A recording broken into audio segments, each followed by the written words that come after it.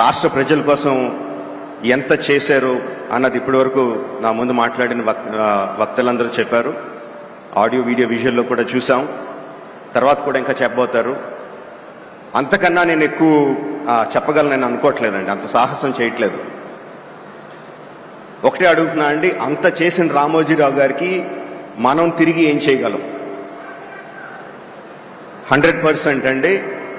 ఆంధ్రప్రదేశ్ రాష్ట్ర ప్రభుత్వాన్ని, తెలంగాణ రాష్ట్ర ప్రభుత్వాన్ని, కేంద్ర ప్రభుత్వాన్ని కూడా రిక్వెస్ట్ చేస్తున్నాను ఈ వేదిక మీద నుంచి, రామోజీరావు గారికి భారతరత్న ప్రదానం చేయడం సముచితం, సబబు.